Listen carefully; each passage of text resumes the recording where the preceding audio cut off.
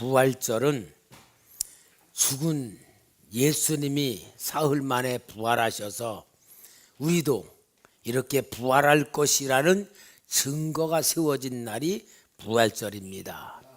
그러니까 우리는 부활의 영광을 입고 사는 삶이 되어야 될 줄 믿습니다.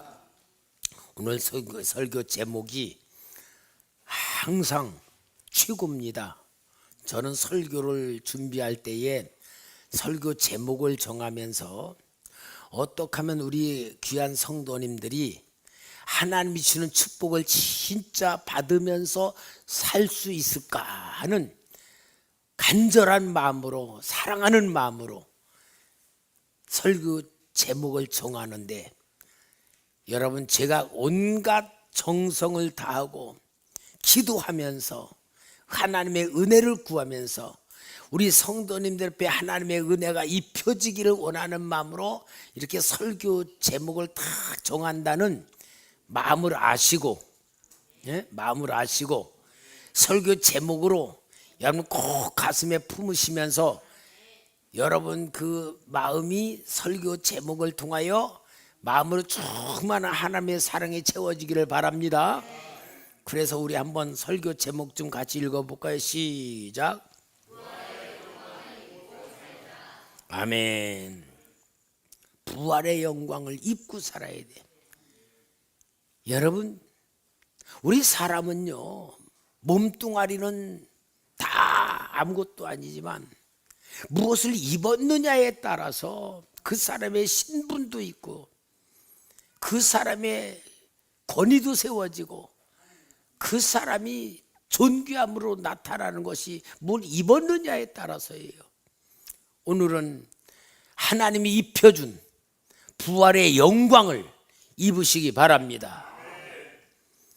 오늘은 새벽에 촛불 예배를 드리면서도 우리 저 일산에서 있는 이지성까지도 촛불 예배 참석하고 우리 선우 수아도 참석하고, 내가 가만히 보니까 우리 시우만 빼놓고는 다 온 것 같아서 얼마나 감사한지. 우리 성도님이 참 넘치는 은혜 속에서 촛불 예배를 드리는 게 얼마나 감격한지. 내년에는 시우도 올 줄 믿습니다. 시우가 오면 다 오는 거예요. 여러분, 우리 새벽에 얼마나 부활의 영광에 참여했어요. 하나님의 말씀 하나씩 그 말씀이 우리 속에 들어오고 우리가 그 부활의 현장에 참여한 가운데 마리아와 막달라 마리아와 같이 부활하신 주님을 체험하고 만나는 그러한 은혜의 현장을 우리가 갖지 않았습니까? 이것이 바로 하나님께서 우리에게 이 부활의 영광을 느끼게 해주고 체험시켜준 은혜인 줄 믿습니다. 여러분, 사람이 죽으면은요 끝이 아니에요. 모든 사람들은 다 사람이 죽으면 끝이다 생각하고, 다른 종교들도요, 그 종교의 창시자들마다 다 무덤이 엄청나게 큰 무덤을 가지고 그 무덤에 가서 경배도 하고 성지로 여기지만 우리 예수님은 무덤이 없는 분이잖아요. 부활하셨기 때문에. 그것은 뭐냐? 예수를 믿는 사람은 부활의 영을 받았다 하는 것을 보여주고 있는 겁니다. 그러니까 이 죽음에서 승리한 부활에 대한 얘기는 기독교밖에 없어요. 다른 종교가 감히 생각하지도 못할 그런 놀라운 역사를 우리에게 입혀준 게 부활의 영광이란 말입니다. 오늘 여기 고린도전서 15장 55절에서 58절, 사도 바울이 놀라운 역사를 체험하고 입은 가운데에 선포하는 말씀이에요. 사망아, 너의 승리가 어디 있느냐? 사망아, 네가 쏘는 것이 어디 있느냐? 사망이 쏘는 것은 죄요, 죄의 권능은 율법이라. 우리 주 예수 그리스도로 말미암아 우리에게 승리를 주시는 하나님께 감사하노니, 그러므로 내 사랑하는 형제들아, 견실하며 흔들리지 말고 항상 주의 일에 더욱 힘쓰는 자들이 되라. 너희 수고가 주 안에서 헛되지 않은 줄 알미니라. 여러분, 성경은 사람들이 모르는 영적인 세계에 대하여서는 아주 정확하게 밝혀주지 않아요. 영적인 세계, 영적인 세계가 영원한 세계가 있는데, 창세기 5장에 보면 에녹이 하나님과 동행하다가 하나님이 데려가서 그냥 갔다 갔어요. 몸까지 그냥. 또 엘리야 선지자도 불만과 불명을 타고 그냥 하늘 올라가 버렸다. 어디로 갔습니까? 영원한 천국에 들어간 거예요. 이와 같이 우리는 부활의 영광을 입은 자들은 영원한 천국으로 들어가는 놀라운 축복에 눈을 뜨고 받은 것이란 말이야. 그러므로 여러분, 이 놀라운 부활이라는 개념이 사람 속에는 없어요. 그런데 우리 예수님께서 부활의 영광을 보여주시고 부활의 영광의 능력을 나타내신 줄 믿습니다. 그래서 우리 예수님께서는 공생에 사역하시면서 죽은 자를 살리시는 사건이 세 개가 나와요. 마태복음 9장 23절 26절에 보면은 예수께서 그 관리의 집에 가서 피리 부는 자들과 떠드는 무리를 보시고 이르시되 물러가라, 이 소녀가 죽은 것이 아니라 잔다 하시니 그들이 비웃더라. 무리를 내보낸 후에 예수께서 들어가사 소녀의 손을 잡으심에 일어나는지라 그 소문이 온 땅에 퍼지더라. 아니, 야이로의 딸이 죽었는데 사람들이 죽었다고 이제 그 장례를 준비하는데 예수님은 죽은 게 아니다, 잔다. 그럼 누구 말이 진짜요? 사람들은 두 눈으로 똑똑히 죽은 걸 보니까 예수님 말하니까 저 미쳤어? 그렇게 하고 비웃었다 그랬어요. 근데 우리 예수님이 야이로의 딸을 살려냈단 말이에요. 그럼 누구 말이 맞는 거예요? 예수님 말이 맞는 거예요. 사랑하는 성도 여러분, 사람의 말을 믿을래요? 예수님 말 믿을래요? 사람의 생각 가질래요? 하나님 생각 가질래요? 당연하죠. 근데 여러분, 진짜 중요한 것은 여러분이 대답은 잘해, 대답. 그러나 실제로 말은 하면서도 그럴 수 있단 말이에요. 그러니까 우리는 예수님께서 행하신 것이 나를 위해서 행하셨다라는 믿음을 가지시기 바랍니다. 그 다음에는요, 금방 죽은 야이로의 딸을 살릴 때에는 혹시 숨이 덜 끊어졌는데 예수님이 살리신 게 아닌가, 그렇게 생각할 수 있지만 누가복음 7장 13절에서 15절에 보면 나인성 과부의 아들을 살리시는 주님의 역사가 나와요. 주께서 과부를 보시고 불쌍히 여기사 울지 말라 하시고 가까이 가서 그 관에 손을 대시니 맨 자들이 서는지라. 예수께서 이르시되 청년아, 내가 네게 말하노니 일어나라 하시매 죽었던 자가 일어나 앉고 말도 하거늘 예수께서 그를 어머니에게 주신대. 나인성 과부의 아들은 죽어 관에다가 놓고 이제 장례 지내러 가는 과정이요. 그러니까 확실히 죽었겠죠. 근데 우리 예수님께서 그 가는 손을 딱 가지 마라. 그러니까 사람들이 딱 서 있단 말이야. 예수님께서 청년아, 내가 네게 말하노니 일어나라. 그 말하니까 죽은 청년이 벌떡 일어났단 말이야. 일어난 것만 말도 했다. 그래서 말도. 예수님은 사망의 권세에서 부활의 영으로 살리시는 분인 줄 믿습니다. 이게 누구를 위해서 하신 거예요? 우리를 위해서 지금 성경에 하신 것을 나타내시고 증거하시는 거예요. 그런데 그보다 더 중요한 사건이 요한복음 11장에 나오는 나사로를 살려내. 나사로는 죽어서 나흘이 돼가지고 무덤에 장례 지내 썩어서 냄새가 난다 그랬어요.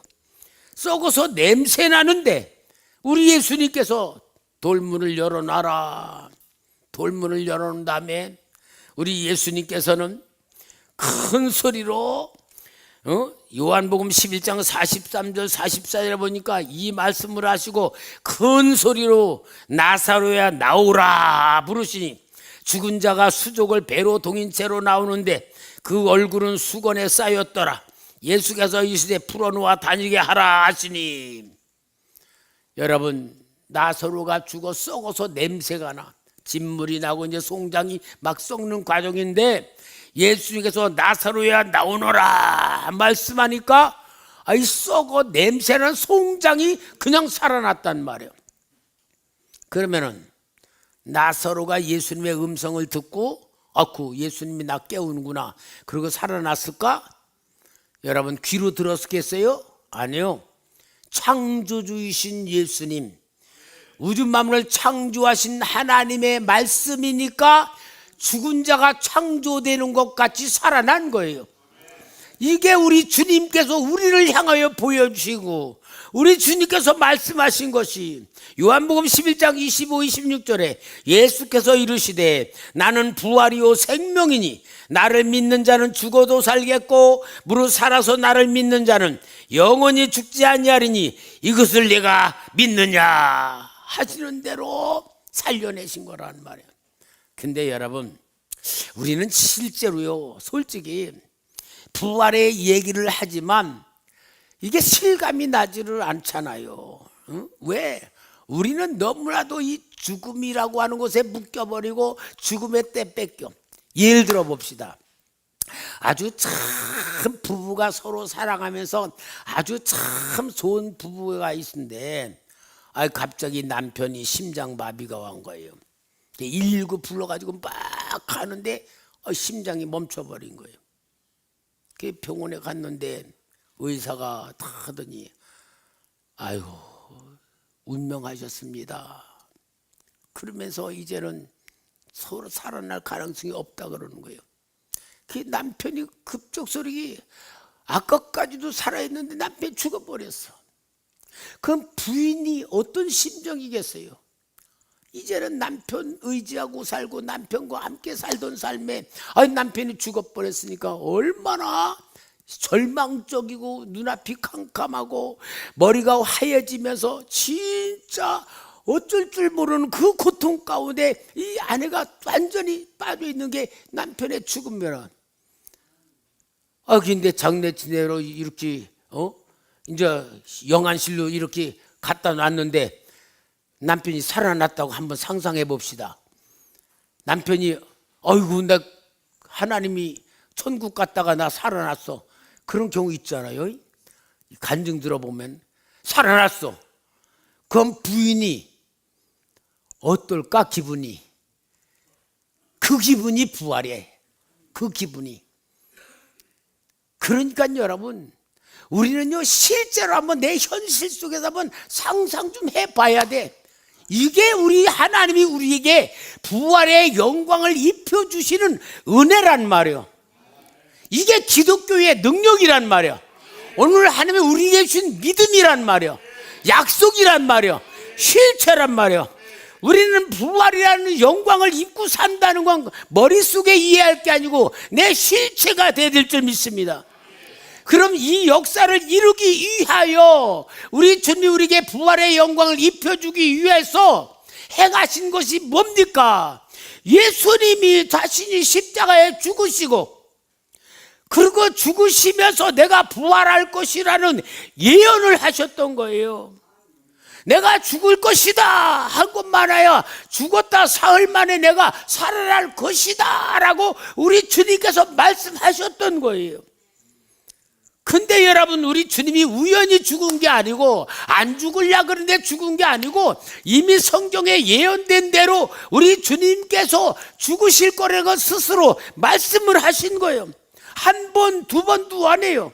마태복음 16장 21절에 이때로부터 예수께서 자기가 예루살렘에 올라가 장로들과 대제사장들과 서기관들에게 많은 고난을 받고 죽임을 당하고 제3일에 살아나야 할 것을 제자들에게 비로소 나타내시니 말씀하신 거예요. 한 번 아니 두 번째로 마태복음 17장 22절 변화산에서 갈릴리에 모여 있을 때 예수께서 제자들에게 이르시되 인자가 장차 사람들 손에 넘겨져 죽임을 당하고 제3일에 살아나리라 하시니 제자들이 매우 근심하더라. 두 번이 아니요 세 번, 삼세 번. 마태복음 20장 18절 19절 보라 우리가 예루살렘으로 올라가노니 인자가 대제사장들과 서기관들에게 넘겨짐에 그들이 죽이기로 결의하고 이방인들에게 넘겨주어 그를 조롱하며 채찍질하며 십자가에 못 박게 할 것이나 제3일에 살아나리라 이렇게 예언하신 주님, 그 말씀으로 하셨을 때에 12 제자만 들은 게 아니에요. 같이 있던 사람들도 들었단 말이야. 들은 사람들이 야야야 저 예수님이 예루살렘에 올라가면은 죽을 거래. 근데 사흘 만에 산대. 야 믿어지냐? 아니. 근데 주님이 한 번, 두 번이 아니라 세 번씩이나 말씀하는데 진짜 그럴까? 아마 그 얘기를 듣는 사람들이 그랬을 거예요. 그런데요, 이 얘기가 한두 사람이 아니고 많은 사람들 앞에 퍼졌어. 그것을 예수님의 십자가에 죽임을 당하는 그 유대 종교 대제사장들과 또한 장로들과 서기관 바리새인 사람들이 그 얘기를 그대로 다 알았단 말이요. 얼마큼 알았느냐? 예수님을 십자가에 못 박은 그들이 빌라도에게 말하기를, 저 사람 말이요, 저 사람이 살아있을 때 죽고 사흘 만에 부활할 것이라고 예언을 했다고요. 그러니까 제자들이 훔쳐갈 거고 저가 부활했다 그러면 우리가 큰일이라니까 무덤을 지켜야 됩니다. 빌라도가 뭐래요? 너희들에게 파수꾼이 있으니까 가서 인봉하고 지켜라. 예수님을 십자가 못 박도록 만든 유대 종교 지도자들도 예수님이 부활할 것이라는 사실을 알고 있었단 말입니다. 이 놀라운 역사를 우리 주님이 이루시기 위하여 이미 준비를 다 하시고 사람들에게 다 알려놓으셨던 겁니다. 이 역사가 실제로 우리 주님이 부활하신 줄 믿습니다. 그래서 오늘 본문의 고린도서 15장 3절 5절에 내가 받은 것을 먼저 너에게 전하였노니 이는 성경대로 그리스도께서 우리 죄를 위하여 죽으시고 장사 지낸 바 되셨다가 성경대로 사흘 만에 다시 살아나사 게바에게 보이시고 후에 12 제자에게 와라고 말씀하신 거예요. 사랑하는 성도 여러분, 우리 기독교는 부활의 종교입니다. 죽었다 살아나는 부활의 종교입니다. 예수님이 부활하셨습니다. 예수님이 예수님을 자신을 위해 부활한 게 아니고 우리들을 위해서 부활하신 것이고 이제 부활의 영광을 오늘 우리에게 입혀주는 줄 믿습니다. 텔레비에 보면 그거 있잖아요. 믿거나 말거나. 그죠? 믿거나 말거나. 가끔 제가 지금 텔레비를 잘 안 보니까 모르겠는데 믿거나 말거나 하는 게 아주 신기한 이것들을 보여주면서 믿으려면 믿고 말려면 말하라, 그런 사건을 보여주는데, 혹시 오늘 설교를 들으면서도 하나님께서 너희들이 믿거나 말거나 해라 그런 말씀으로 주시는 게 아니고, 하나님인 전능하신 하나님, 우리 인간을 창조하신 하나님, 죽었다가 살리시는 역사를 이루신 전능하신 하나님이 여러분을 부활의 영광의 옷을 입히시는 줄 믿습니다. 여러분이 부활할 것입니다. 부활은 여러분 것입니다. 사망 권세를 이깁니다. 하나님이 우리를 영원한 생명으로 살리십니다. 이 놀라운 역사를 성경에서 보여주는 거예요. 그러니까 여러분, 우리 기독교는 부활의 종교예요. 그러니까 예수님이 부활하신 주 제자들이 전도하는데 뭘 하냐? 예수 믿으세요 그 말 안 했어요. 예수 믿으면 천국 갑니다 그 말 안 했어요. 예수님이 십자가에 죽은 사실을 천하 만민이 다 알고 있어. 그러니까 제자들은 말해서 예수님이 부활하셨습니다. 예수님이 다시 살아나셨습니다. 부활하셨다는 게 복음이었고, 부활하신 것이 전도였고, 부활하신 것이 믿음이고, 부활하신 것이 구원인 줄 믿습니다. 오늘 이 놀라운 복음의 메시지, 부활의 영광을 입는 여러분 되시기를 바랍니다. 따라합시다. 나는 부활의 영광을 입었습니다. 이게 오늘 부활절의 가장 큰 축복인 거예요. 그런데 믿어줘야 말이지. 여러분 믿어집니까? 감사해요. 근데 안 믿어지면서도 아멘 해주는 줄 알 수도 있어.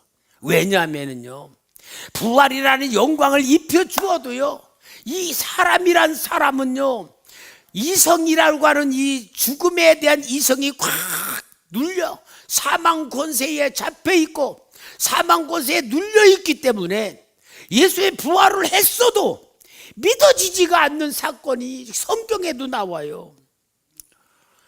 예수님의 제자들, 예수님을 부활할 건 두 눈으로 보면서도 마가복음 16장 11절에 그들은 예수께서 살아나셨다는 것과 마리아에게 보이셨다는 것을 듣고도 뭐 하느냐? 믿지 아니하니라. 아니, 주님께서 부활했던 소식을 마리아에게 듣고서도 믿지를 않는 거예요. 믿지 않으면 그냥 뭐라 그럴까? 에이, 안 돼, 아니야, 당신 잘못 봤어. 아마 그랬을 것 같아. 왜? 실제 얘기를 본 사람들의 얘기를 들으면서도 믿지 않는 거예요. 믿지 않는 것이 비정상이에요, 정상이에요? 대답하기가 좀 이상하네. 비정상이랄래니 믿어야 되겠고 정상이라 하려니 안 믿었고, 그 말이 또 성경에 나와. 마가복음 16장 13절 우리 한번 같이 읽어봐. 시작. 두 사람이 가서 남은 제자들에게 알리었으되 역시 믿지 아니하니라. 아니, 예수님 만져보고 본 사람들이 가서 이 제자에게니까 뭐요? 역시 믿지 아니하니라. 역시가 뭐야? 당연하게 믿지 않더라. 근데 여러분들이 믿어줘? 여기 그때 실제로 사건 속에 있는 사람들도 역시 믿지 않냐는데 여러분들은 믿습니다, 아멘, 그래? 거짓말 같은 소리만 하는 것 같아. 여러분, 참 우리 부활이라는 것은요, 믿어지지가 않는 사건인 걸 성경에서도 얘기하는 거예요. 자, 마가복음 16장 14절 그 후에 11 제자가 음식 먹을 때에 예수께서 그들에게 나타나사, 이제 11 제자가 있을 때 예수님 나타나셨어요. 그들의 믿음 없는 것과 마음이 완악한 것을 꾸짖으시니 이는 자기가 살아난 것을 본 자들의 말을 믿지 않는 거예요. 그러니까 예수님이 꾸짖어. 왜 안 믿냐? 말을 믿어야지. 꾸짖는 거예요. 그러니까 믿기가 쉽다, 어렵다? 믿기 어렵다. 우리 솔직하게 인정합시다. 부활의 사건은 믿기가 안 믿어지는 게, 제자들이도 그죠? 우리도 그럴 수 있다는 걸 인정해. 스스로 속일 필요가 없어. 안 믿어지는데 아멘. 말은 고맙지만 실제로 우리가 봐야 돼요. 자, 그런데 요한복음 20장 25절에 보니까 다른 제자들이 그에게 이르되 우리가 주를 보았노라 하니 도마가 이르되 내가 그의 손에 못자국을 보며 내 손가락으로 그 못자국에 넣으며 내 손으로 그 옆구리에 넣어 보지 않고는 뭐 하겠노라? 믿지 아니하겠나. 도마도 확실한 사람이야. 확고네. 내가 만져보지 않고 믿지 않아. 나 절대로 믿을 수가 없어. 그러는 거예요. 그러니까 우리 주님께서 그 소리를 들으셨나 봐. 27절에 도마에게 나타났어요. 도마에게 이르시되 내 손가락을 이리 내밀어 내 손을 보고 내 손을 내밀어 내 옆구리에 넣어봐라. 그리하여 믿음 없는 자가 되지 말고 믿는 자가 되라. 그러니까 도마가 아이고 만져보고 주님 진짜 주님이십니다, 부활 믿습니다. 그러니까 주님 뭐 하느냐? 보고 믿는 자보다 보지 않고 믿는 자가 복되다. 그러고 말씀하셨어요. 그런데 여러분, 하나님은요, 우리가 믿음이 없는 걸 아셔요. 믿을 수 없다는 걸 아셔. 역시 믿지 않는 것도 아셔. 그러니까 하나님은요, 오늘 우리에게 성령을 주신 줄 믿습니다. 성령을 받으면 믿어집니다. 성령이 충만하면 믿어집니다. 부활의 영광을 입게 됩니다. 하나님이 입혀 주십니다. 하나님의 믿음을 주십니다. 하나님의 권능이 임합니다. 하나님의 능력이 임합니다. 하나님이 역사해 주는 부활의 영광을 입혀 주시는 게 하나님의 역사예요. 그러니까 성령을 받지 않으면 믿어지지가 않아. 성령으로 충만하면 부활의 능력이 입혀집니다. 믿어지는 거예요. 구약 성경에도요, 부활에 대한 약속이 말씀이 있어요. 이사야 26장 19절에 주의 죽은 자들은 살아나고 그들의 시체들은 일어나리라. 티끌에 누운 자들아 너희는 깨어 노래하라. 주의 이슬은 빛난 이슬이니 땅이 죽은 자들을 내놓으리라다.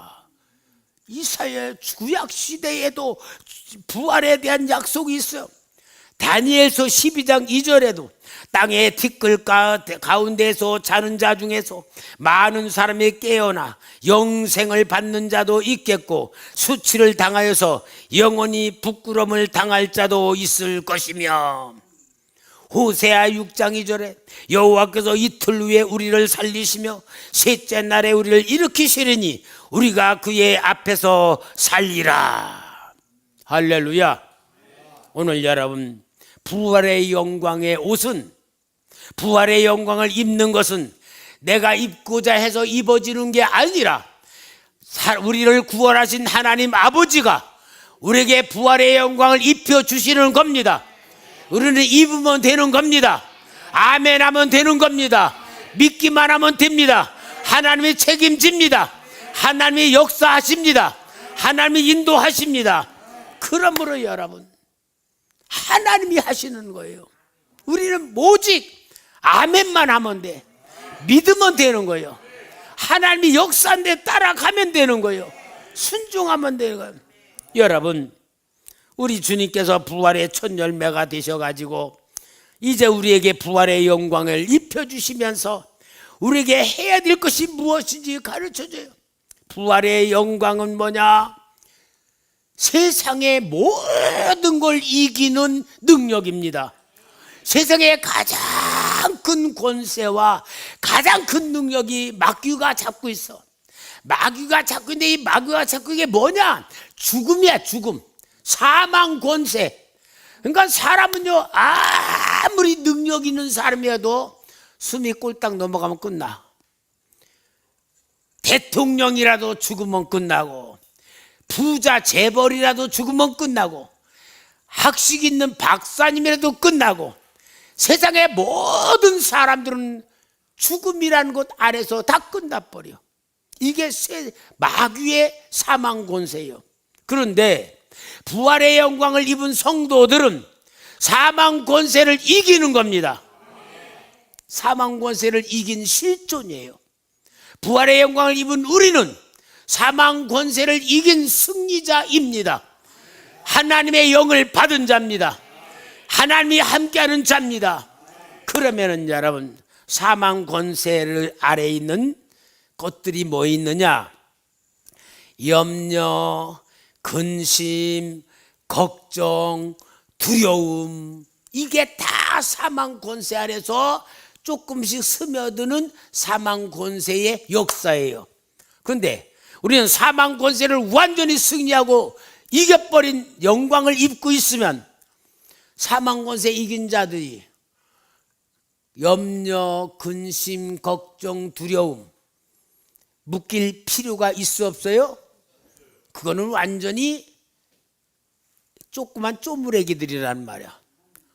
그러니 여러분, 우리는 세상에서 승리한 자가 부활의 영광을 입은 자들이고 세상을 이기는 자들이고 하나님의 뜻을 이루는 자들이고 승리하는 자들이요. 그게 승리가 뭐냐? 사명이야, 사명. 그래서 그 사명을 하나님이 우리에게 줬는데, 다 같이 우리 초대교회 가장 하나님 준 영원히 변하지 않는 표어가 있잖아. 시작. 살아난 교회, 살리는 교회는 사망 권세 있는 자들을 하나님의 이름으로 살려내는 것. 우리가 사망 권세에서 부활의 영광을 입고 살아나는 거고, 이 놀라운 축복은 하늘의 영광입니다. 하늘의 권능입니다. 하나님의 약속입니다. 하나님의 역사의 본질입니다.